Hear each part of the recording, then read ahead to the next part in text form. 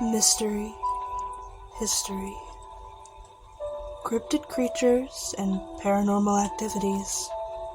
This is the Creeps and Crawls Mystery Hour podcast, and I'm your host, Creeps.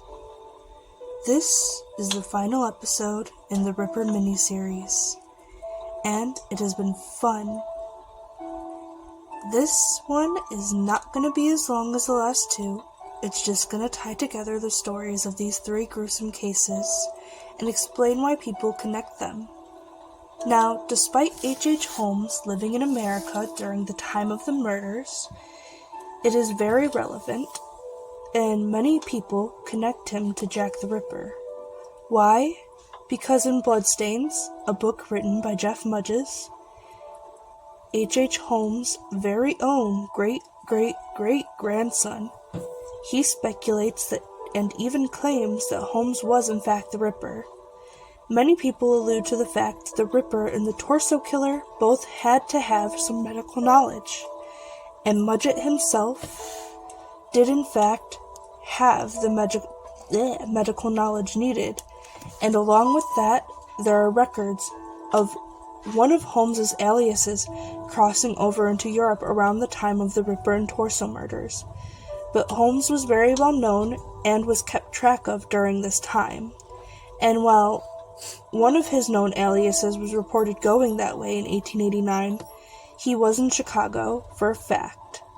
And among other of those evidences stated in Bloodstains, H.H. Holmes had many written books, and Jeff sent in some of his writings to test alongside the Saucy Jack postcard and the Dear Boss letter. And handwriting analytics did in fact prove that the writer of the letter did use American words as well as the writing matching up in several areas. So while Holmes may have written the Dear Boss letter, it was already widely believed that the letter was a hoax by this time. Anyways, so that would not match up any proof.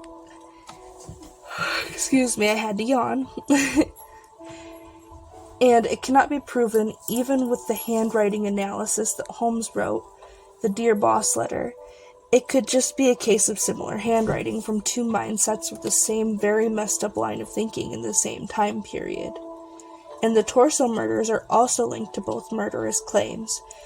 But no one was even a true suspect in the Torso murders, because police didn't even know where to start with this one. And with three of the dismembered bodies, not even knowing who they were, it was hard to even determine who would have wanted to kill the unidentified bodies. And the one that they thought they knew couldn't technically be proven, as there wasn't even a head. But it is unlikely, despite the time period in which of the bodies were all discovered, that any of them were done by the same murderer.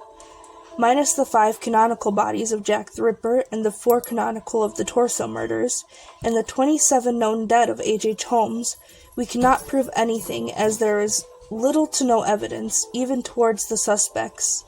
And that, my friends, are the closing statements I have on this mini Jack the Ripper series. Comment down below what you think.